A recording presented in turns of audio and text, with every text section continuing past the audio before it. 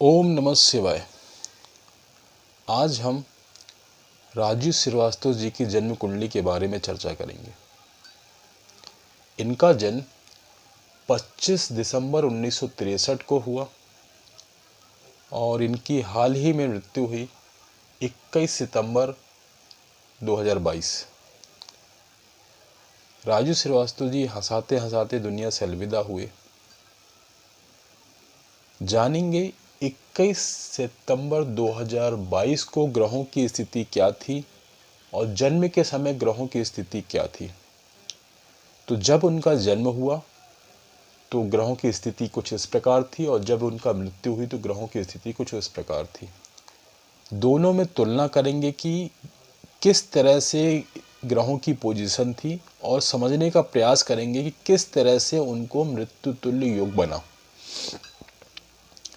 तो देखिए, जब जन्म की बात करें तो जन्म में इनका मीन लग्न का जन्म हुआ और गुरु अपने ही घर में बैठे हुए हैं। गुरु अपने ही घर में काफी स्ट्रांग कर रहे हैं। और जब इनकी मृत्यु हुई तो मीन लग्न के ही गुरु थे, लेकिन ये रोग भाव में चले गए। देखिए,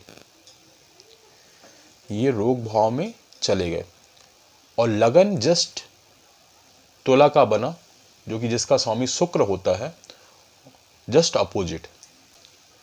यहां पे गुरु का लगन बना और यहां पे शुक्र का लगन बना। तुला मतलब शुक्र का लगन, जस्ट अपोजिट, गुरु के जस्ट अपोजिट, तो लगन जस्ट अपोजिट बना। और क्या कंडीशन थी, शनि भी मकर राशि में थे, यहां भी शनि भी मकर राशि में है। उस समय भी, जन्म के समय भी शनि मकर राशि में थे और मृत्यु के समय भी शनि मकर राशि में थे। और यहाँ शनि की तीसरी दृष्टि चंद्रमा में पड़ रही है, विषयोग बना रही है, और यहाँ भी शनि की 7वीं दृष्टि चंद्रमा में पड़ रही है। और जब इनका मृत्यु हुई तब शनि का ही दशा चल रही थी। तो ये भी एक कॉम्बिनेशन था। और भी कॉम्बिनेशन है जो कि हम इसको देख सकते हैं। देखिए, गुरु को देख लिया, चंद्रमा का, शनि का प्रभाव शनि चंद्रमा का देख लिया अपन ने, और बाकी शुक्र की बात करते हैं। तो शुक्र देखिए मकर राशि में शनि के घर में, और यहाँ पे शुक्र सिंह राशि पे शुक्र आ गए, वो भी सूर्य के घर में। और सूर्य और शनि की आपस में नहीं पड़ती, आपस में एक दूसरे के अपोजिट है।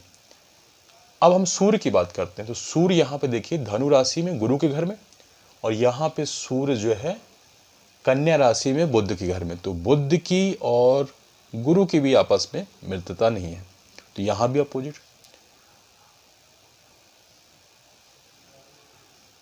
बुध यहाँ गुरु के घर में और बुध अपने ही घर में। तो ये भी, क्योंकि देखिए बुध यदि गुरु के घर में है तो गुरु को भी, बुध यदि गुरु के घर में है तो बुध को भी गुरु के घर में होना चाहिए, है ना। तो यहाँ पे देखिए गुरु बुध जो है अपने ही घर में हो गए, तो इसलिए भी क्या है, बुध नहीं हुए, अपोजिट हुए। अब हम बात करते हैं मंगल की।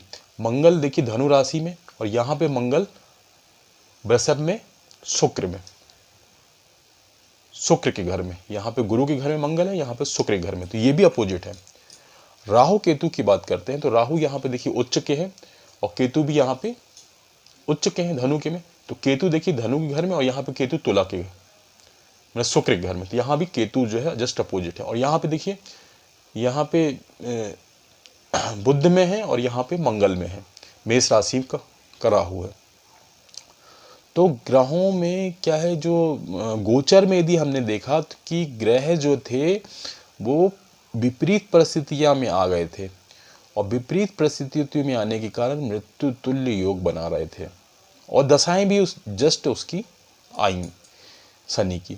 तो इस तरह से वो मृत्यु तुल्य योग बना, और इस तरह से हम कंपेयर कर सकते हैं और जान सकते हैं कि व्यक्ति का समय अच्छा कब आ रहा है और ख़राब समय कब आ रहा है, और उससे उसको उस समय को देख के हम प्रिकॉशन ले सकते हैं और उससे जो है उससे बचने का प्रयास कर सकते हैं। तो ये इस तरह से हमने जाना कि किस तरह से ग्रह अपना प्रभाव दिखाते हैं। तो ये था संक्षिप्त जानकारी राजू श्रीवास्तव जी के जन्म और मृत्यु के बारे में। धन्यवाद।